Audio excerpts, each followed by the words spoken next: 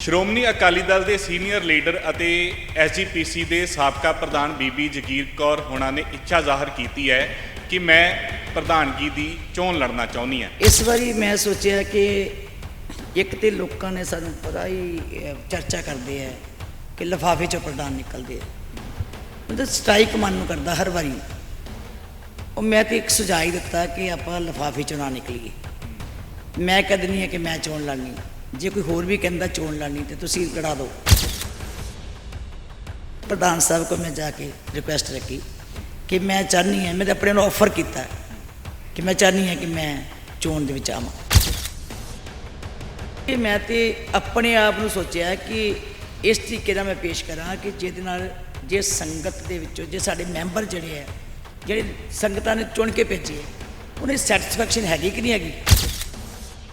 ਤੁਸੀਂ ਕਹਿੰਦੇ ਵੀ ਸਰਬਸੰਮਤੀ ਜਿਹੜੀ ਆ ਉਹ ਹੋਣੀ ਚਾਹੀਦੀ, ਹੋ ਜਾਣੀ ਚਾਹੀਦੀ, ਕਿਉਂਕਿ ਜਿਹੜੇ ਦੂਜੇ ਮੈਂਬਰ ਹਨ ਜੀ ਉਸ ਵੇਲੇ ਖੜੇ ਹੁੰਦੇ, ਜੇ ਅਸੀਂ ਉਹਨਾਂ ਨੂੰ ਪਹਿਲਾਂ ਕੌਨਫੀਡੈਂਸ 'ਚ ਲੈ ਲਈਏ ਵੀ ਤੁਸੀਂ ਭਾਈ ਕੀ ਚਾਹੁੰਦੇ।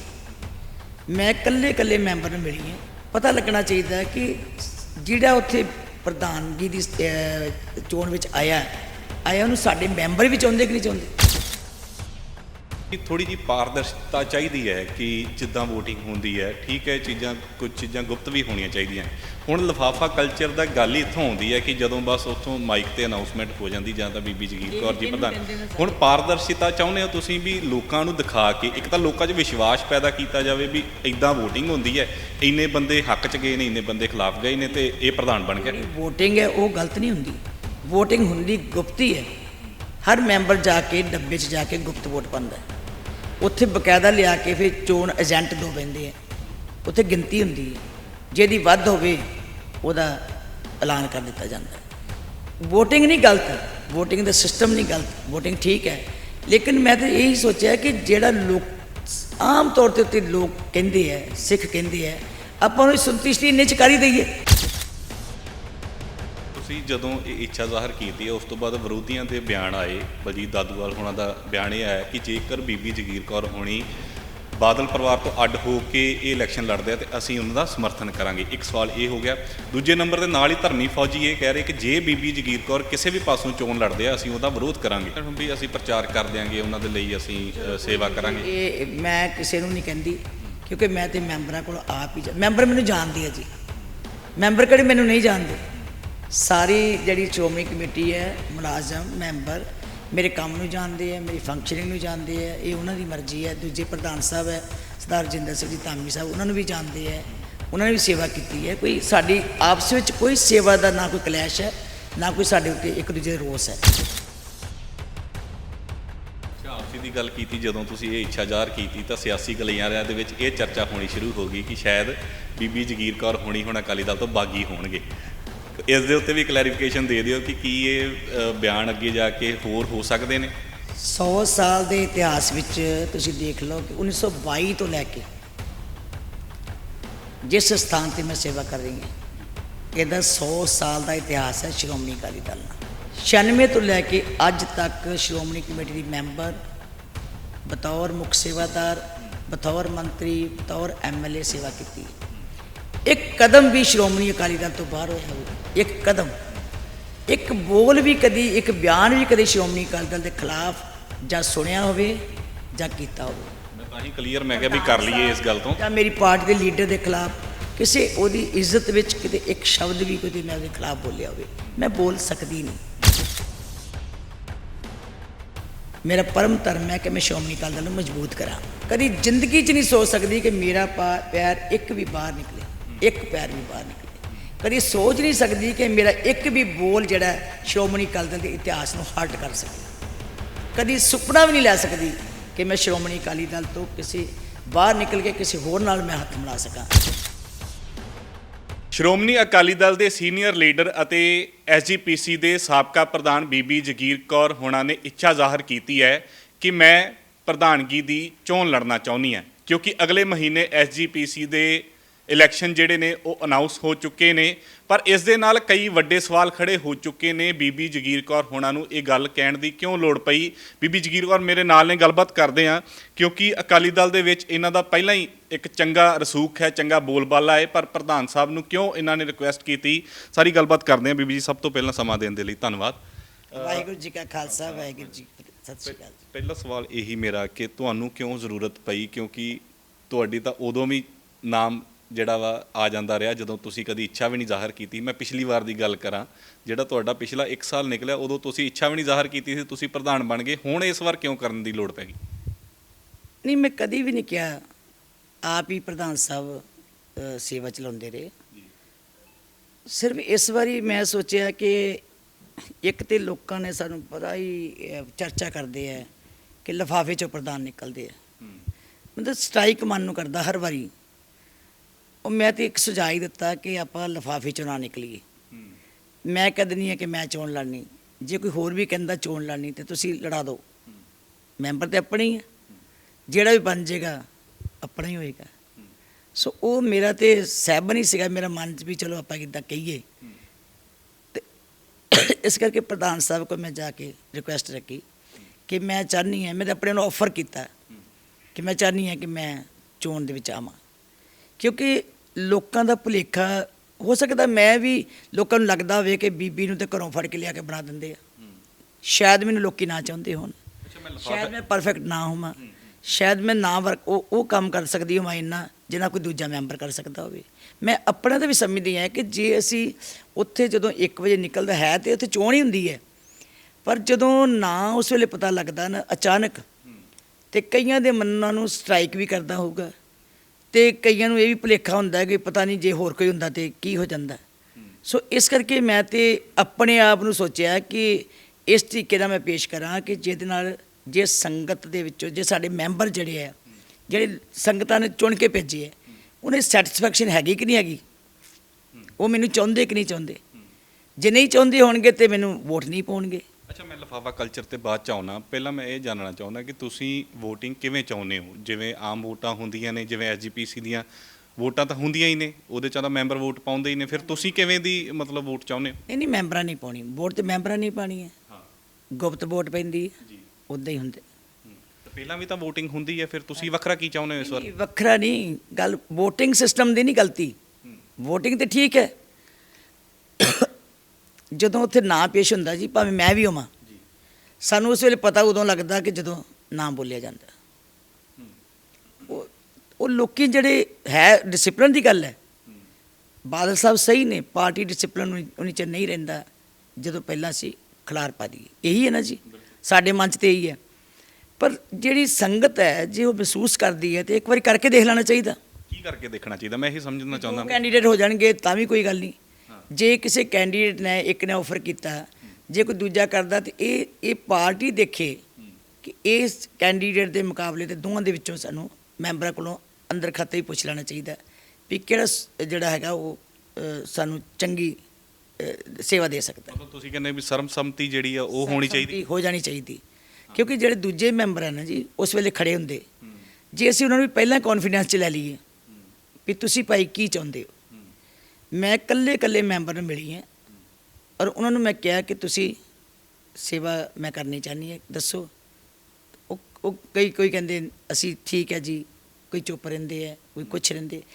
ਪਤਾ ਲੱਗਣਾ ਚਾਹੀਦਾ ਕਿ ਜਿਹੜਾ ਉੱਥੇ ਪ੍ਰਧਾਨਗੀ ਦੀ ਚੋਣ ਵਿੱਚ ਆਇਆ ਉਹਨੂੰ ਸਾਡੇ ਮੈਂਬਰ ਵੀ ਚਾਹੁੰਦੇ ਕਿ ਨਹੀਂ ਚਾਹੁੰਦੇ। ਤੁਸੀਂ ਵਿਰੋਧੀਆਂ ਕੋਲ ਵੀ ਜਾ ਰਹੇ ਹੋ, ਜਿਹੜੇ ਤੁਹਾਡਾ ਵਿਰੋਧ ਕਰਦੇ ਨੇ ਜਾਂ ਸ਼੍ਰੋਮਣੀ ਅਕਾਲੀ ਦਲ ਦਾ ਵਿਰੋਧ ਕਰਦੇ ਆ, ਉਸ ਮੈਂਬਰਾਂ ਨੂੰ ਮਿਲ ਰਹੇ ਹੋ, ਉਹ ਕੀ ਕਹਿ ਰਹੇ ਨੇ? ਮੈਂਬਰ ਕੋਈ ਵੀ ਨਹੀਂ ਜੀ ਸ਼੍ਰੋਮਣੀ ਅਕਾਲੀ ਦਲ ਦਾ ਵਿਰੋਧ ਕਰਦੇ। ਪਹਿਲਾਂ ਤਾਂ ਇਹ ਗੱਲ ਨੂੰ ਯਾਦ ਰੱਖੋ, ਸ਼੍ਰੋਮਣੀ ਗੁਰਦੁਆਰਾ ਪ੍ਰਬੰਧਕ ਕਮੇਟੀ ਦੀ ਮੈਂਬਰਾਂ ਨੇ ਚੋਣ ਜਿਹੜੀ ਹੈ ਉਹ ਬਾਦਲ ਸਾਹਿਬ ਦੀ ਟਿਕਟ ਉੱਤੇ ਹੀ ਲੜੀ ਹੈ। ਚੋਣ ਨਿਸ਼ਾਨ ਟਰੈਕਟਰ 'ਤੇ ਹੀ ਲੜੀ ਹੈ। ਇੱਕ ਤਾਂ ਨਹੀਂ ਮੈਂ ਕਹਿ ਸਕਦੀ ਜਿਹੜਾ ਕੋਈ ਆਜ਼ਾਦ ਆਇਆ ਹੋਵੇ। ਸਾਰੇ ਮੈਂਬਰ ਜਿਹੜੇ ਆ ਉਹ ਸ਼੍ਰੋਮਣੀ ਅਕਾਲੀ ਦਲ ਦੀ ਟਿਕਟ ਉੱਤੇ ਲੜ ਕੇ ਆਏ ਆ।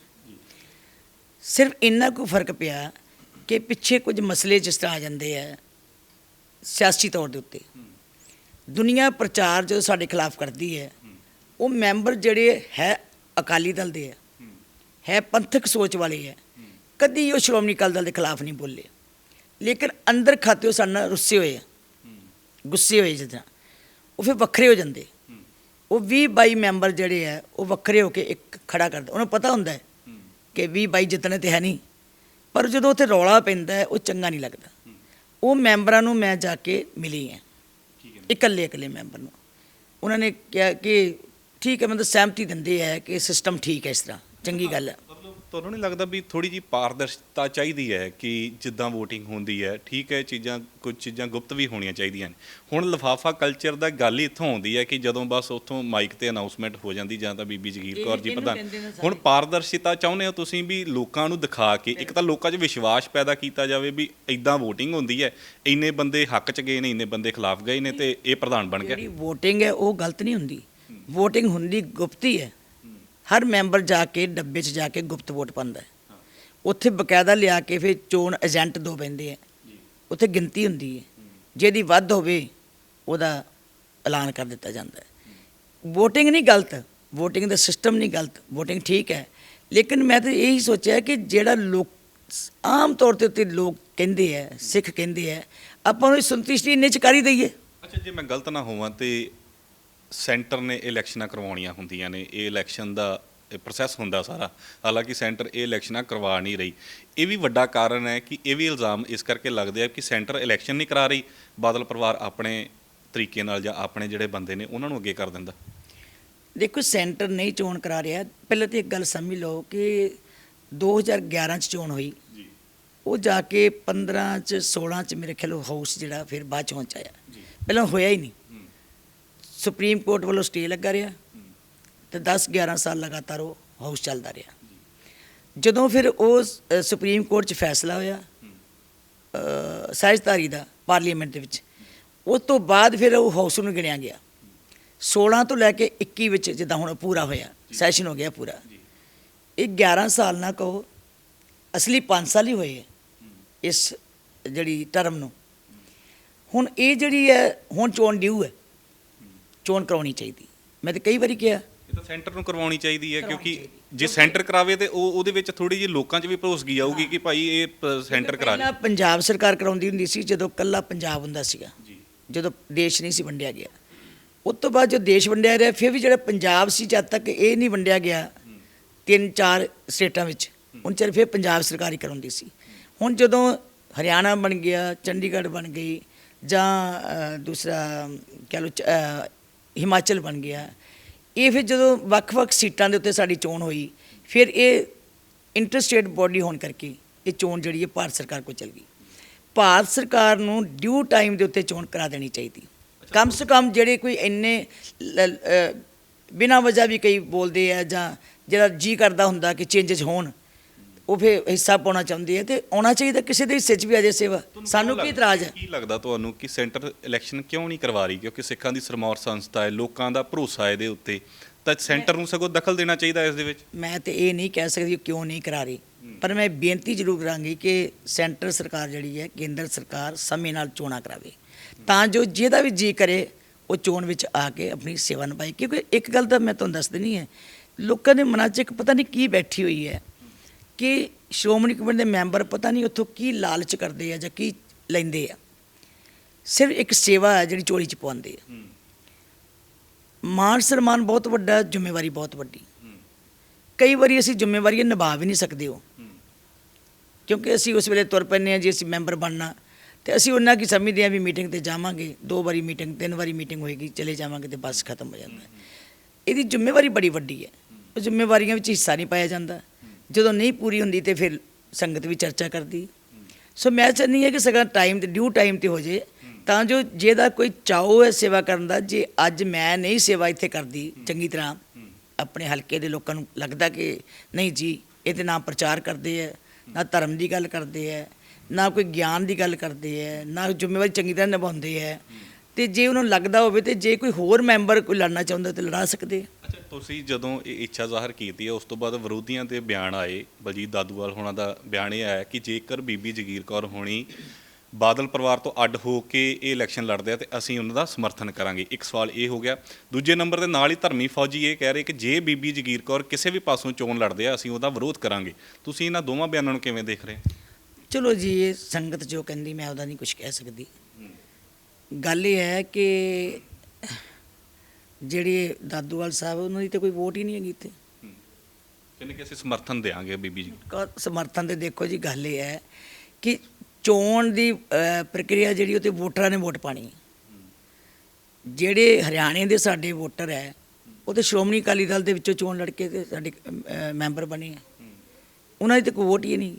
ਹੋ ਸਕਦਾ ਵੀ ਉਹ ਕਹਿੰਦੇ ਹੁਣ ਵੀ ਅਸੀਂ ਪ੍ਰਚਾਰ ਕਰ ਦਿਆਂਗੇ, ਉਹਨਾਂ ਦੇ ਲਈ ਅਸੀਂ ਸੇਵਾ ਕਰਾਂਗੇ। ਇਹ ਮੈਂ ਕਿਸੇ ਨੂੰ ਨਹੀਂ ਕਹਿੰਦੀ, ਕਿਉਂਕਿ ਮੈਂ ਤੇ ਮੈਂਬਰਾਂ ਕੋਲ ਆਪ ਹੀ ਮੈਂਬਰ ਮੈਨੂੰ ਜਾਣਦੇ ਆ ਜੀ। ਮੈਂਬਰ ਕਿਹੜੇ ਮੈਨੂੰ ਨਹੀਂ ਜਾਣਦੇ? ਸਾਰੀ ਜਿਹੜੀ ਸ਼੍ਰੋਮਣੀ ਕਮੇਟੀ ਹੈ, ਮੁਲਾਜ਼ਮ ਮੈਂਬਰ ਮੇਰੇ ਕੰਮ ਨੂੰ ਜਾਣਦੇ ਆ, ਮੇਰੀ ਫੰਕਸ਼ਨਿੰਗ ਨੂੰ ਜਾਣਦੇ ਆ। ਇਹ ਉਹਨਾਂ ਦੀ ਮਰਜ਼ੀ ਹੈ। ਦੂਜੇ ਪ੍ਰਧਾਨ ਸਾਹਿਬ ਹੈ ਸਰਦਾਰ ਰਜਿੰਦਰ ਸਿੰਘ ਜੀ ਧਾਮੀ ਸਾਹਿਬ, ਉਹਨਾਂ ਨੂੰ ਵੀ ਜਾਣਦੇ ਆ, ਉਹਨਾਂ ਨੇ ਵੀ ਸੇਵਾ ਕੀਤੀ ਹੈ। ਕੋਈ ਸਾਡੀ ਆਪਸ ਵਿੱਚ ਕੋਈ ਸੇਵਾ ਦਾ ਨਾ ਕੋਈ ਕਲੈਸ਼ ਹੈ, ਨਾ ਕੋਈ ਸਾਡੇ ਉੱਤੇ ਇੱਕ ਦੂਜੇ ਦਾ ਰੋਸ ਹੈ। ਅੱਛਾ, ਆਪਸੀ ਦੀ ਗੱਲ ਕੀਤੀ, ਜਦੋਂ ਤੁਸੀਂ ਇਹ ਇੱਛਾ ਜ਼ਾਹਰ ਕੀਤੀ ਤਾਂ ਸਿਆਸੀ ਗਲਿਆਰਿਆਂ ਦੇ ਵਿੱਚ ਇਹ ਚਰਚਾ ਹੋਣੀ ਸ਼ੁਰੂ ਹੋ ਗਈ ਕਿ ਸ਼ਾਇਦ ਬੀਬੀ ਜਗੀਰ ਕੌਰ ਹੋਣੀ ਹੁਣ ਅਕਾਲੀ ਦਲ ਤੋਂ ਬਾਗੀ ਹੋਣਗੇ। ਇਸ ਦੇ ਉੱਤੇ ਵੀ ਕਲੈਰੀਫਿਕੇਸ਼ਨ ਦੇ ਦਿਓ ਕਿ ਕੀ ਇਹ ਬਿਆਨ ਅੱਗੇ ਜਾ ਕੇ ਹੋਰ ਹੋ ਸਕਦੇ ਨੇ? 100 ਸਾਲ ਦੇ ਇਤਿਹਾਸ ਵਿੱਚ ਤੁਸੀਂ ਦੇਖ ਲਓ ਕਿ 1922 ਤੋਂ ਲੈ ਕੇ ਜਿਸ ਸਥਾਨ ਤੇ ਮੈਂ ਸੇਵਾ ਕਰ ਰਹੀ ਹਾਂ, ਇਹਦਾ 100 ਸਾਲ ਦਾ ਇਤਿਹਾਸ ਹੈ ਸ਼੍ਰੋਮਣੀ ਅਕਾਲੀ ਦਲ ਨਾਲ, ਪੰਥ ਨਾਲ। 1922 ਚ ਪਹਿਲੀ ਵਾਰੀ ਮੈਂਬਰ ਐਸਜੀਪੀਸੀ ਬਣੇ ਸੀ ਸੰਤ ਬਾਬਾ ਪ੍ਰੇਮ ਸਿੰਘ ਜੀ ਮਰਾਲੇ ਵਾਲੇ। 6-7 ਚੋਣਾਂ ਉਹਨਾਂ ਨੇ ਸ਼੍ਰੋਮਣੀ ਕਮੇਟੀ ਦੇ ਲੜੀਆਂ ਸੀ ਅਕਾਲੀ ਦਲ 'ਚ, ਤੇ 28 ਸਾਲ ਲਗਾਤਾਰ 50 ਤੱਕ ਉਹ ਮੈਂਬਰ ਰਹੇ ਐਸਜੀਪੀਸੀ ਦੇ, ਐਗਜ਼ੈਕਟਿਵ ਧਰਮ ਪ੍ਰਚਾਰ ਕਮੇਟੀ ਦੇ। 2 ਵਾਰ ਐਮਐਲਏ ਬਣੇ 37 ਵਿੱਚ ਤੇ 46 ਵਿੱਚ, ਦੋਨੋਂ ਵਾਰੀ ਅਕਾਲੀ ਦਲ ਦੀ ਟਿਕਟ ਤੇ। ਉਸ ਤੋਂ ਬਾਅਦ 1950 ਤੋਂ ਬਾਅਦ ਇੱਥੋਂ ਜਦੋਂ 47 ਚ ਆਏ ਹੈ, ਮੇਰੇ ਸਹੁਰਾ ਸਾਹਿਬ ਮਾਨਯੋਗ ਬਾਬਾ ਨਾਮ ਸਿੰਘ ਜੀ, ਉਹ 12 ਸਾਲ ਮੈਂਬਰ ਐਸਜੀਪੀਸੀ ਰਹੇ ਐਗਜ਼ੈਕਟਿਵ ਦੇ। 26 ਤੇ 12 ਨਾ 28 ਤੇ 12 ਕਿੰਨੇ ਹੋ ਗਏ? 40। 26 ਸਾਲ ਮੈਨੂੰ ਹੋ ਗਏ। ਉਹਨਾਂ ਨੇ ਚੋਣਾਂ ਵੀ ਲੜੀਆਂ, ਮਿਨਿਸਟਰ ਵੀ ਬਣੇ, ਮੈਂਬਰ ਐਸਜੀਪੀਸੀ ਵੀ ਬਣੇ। 26 ਸਾਲ ਮੈਨੂੰ ਹੋ ਗਏ ਆ ਕਿ ਜਿਹੜੀ ਮੈਂ ਸਿੱਧੀ, ਪਹਿਲਾਂ ਤਾਂ ਮੈਂ ਉੱਦਾਂ ਚਲੋ ਸੇਵਾ ਕਰਦੀ ਸੀ ਲੋਕਾਂ ਦੇ ਵਿੱਚ, 96 ਤੋਂ ਲੈ ਕੇ ਅੱਜ ਤੱਕ ਸ਼੍ਰੋਮਣੀ ਕਮੇਟੀ ਦੀ ਮੈਂਬਰ, ਬਤੌਰ ਮੁੱਖ ਸੇਵਾਦਾਰ, ਬਤੌਰ ਮੰਤਰੀ, ਬਤੌਰ ਐਮਐਲਏ ਸੇਵਾ ਕੀਤੀ ਹੈ। ਇੱਕ ਕਦਮ ਵੀ ਸ਼੍ਰੋਮਣੀ ਅਕਾਲੀ ਦਲ ਤੋਂ ਬਾਹਰ ਹੋਇਆ ਹੋਵੇ, ਇੱਕ ਕਦਮ, ਇੱਕ ਬੋਲ ਵੀ ਕਦੀ, ਇੱਕ ਬਿਆਨ ਵੀ ਕਦੀ ਸ਼੍ਰੋਮਣੀ ਅਕਾਲੀ ਦਲ ਦੇ ਖਿਲਾਫ ਜਾਂ ਸੁਣਿਆ ਹੋਵੇ ਜਾਂ ਕੀਤਾ ਹੋਵੇ। ਮੈਂ ਤਾਂ ਹੀ ਕਲੀਅਰ ਮੈਂ ਕਿਹਾ ਵੀ ਕਰ ਲਈਏ ਇਸ ਗੱਲ ਤੋਂ। ਜਾਂ ਮੇਰੀ ਪਾਰਟੀ ਦੇ ਲੀਡਰ ਦੇ ਖਿਲਾਫ ਕਿਸੇ ਉਹਦੀ ਇੱਜ਼ਤ ਵਿੱਚ ਕਿਤੇ ਇੱਕ ਸ਼ਬਦ ਵੀ ਕਿਤੇ ਮੈਂ ਉਹਦੇ ਖਿਲਾਫ ਬੋਲਿਆ ਹੋਵੇ, ਮੈਂ ਬੋਲ ਸਕਦੀ ਨਹੀਂ। ਮੇਰਾ ਪਰਮ ਧਰਮ ਹੈ ਕਿ ਮੈਂ ਸ਼੍ਰੋਮਣੀ ਅਕਾਲੀ ਦਲ ਨੂੰ ਮਜ਼ਬੂਤ ਕਰਾਂ, ਜਿਸ ਵਿੱਚ ਸਾਡੇ ਪਰਿਵਾਰ ਨੇ ਬੜੇ ਵੱਡੇ ਮਾਣ ਲਏ ਆ, ਜਿਸ ਵਿੱਚ ਅਸੀਂ ਵੱਡੀ ਆਪਣੀ ਭੂਮਿਕਾ ਨਿਭਾਈ ਹੈ। ਤੇ ਮੈਂ ਸਾਹ ਦੇ ਨਾਲ ਇਸ ਸ਼੍ਰੋਮਣੀ ਅਕਾਲੀ ਦਲ ਦੀ ਸੁੱਖ ਮੰਗਾਂਗੀ। ਕਦੀ ਜ਼ਿੰਦਗੀ 'ਚ ਨਹੀਂ ਸੋਚ ਸਕਦੀ ਕਿ ਮੇਰਾ ਪੈਰ ਇੱਕ ਵੀ ਬਾਹਰ ਨਿਕਲੇ, ਇੱਕ ਪੈਰ ਵੀ ਬਾਹਰ ਨਿਕਲੇ। ਕਦੀ ਸੋਚ ਨਹੀਂ ਸਕਦੀ ਕਿ ਮੇਰਾ ਇੱਕ ਵੀ ਬੋਲ ਜਿਹੜਾ ਸ਼੍ਰੋਮਣੀ ਅਕਾਲੀ ਦਲ ਦੇ ਇਤਿਹਾਸ ਨੂੰ ਹਰਟ ਕਰ ਸਕੇ। ਕਦੀ ਸੁਪਨਾ ਵੀ ਨਹੀਂ ਲੈ ਸਕਦੀ ਕਿ ਮੈਂ ਸ਼੍ਰੋਮਣੀ ਅਕਾਲੀ ਦਲ ਤੋਂ ਕਿਸੇ ਬਾਹਰ ਨਿਕਲ ਕੇ ਕਿਸੇ ਹੋਰ ਨਾਲ ਮੈਂ ਹੱਥ ਮਿਲਾ ਸਕਾਂ। ਸਤਿਕਾਰ ਕਰ ਸਕਦੀ ਹਾਂ, ਸਹਿਯੋਗ ਉਹਨਾਂ ਦੇ ਨਾਲ ਕਰ ਸਕਦੀ ਹਾਂ, ਆਪਸ ਵਿੱਚ ਭਾਈਚਾਰਕ ਤੌਰ ਦੇ ਉੱਤੇ, ਸਦਾਚਾਰਕ ਤੌਰ ਦੇ ਉੱਤੇ। ਪਰ ਮੈਂ ਕਦੀ ਇਹ ਤੇ ਮੇਰੇ ਕੋਲ ਕੋਈ ਆਸ ਵੀ ਨਾ ਰੱਖੀ।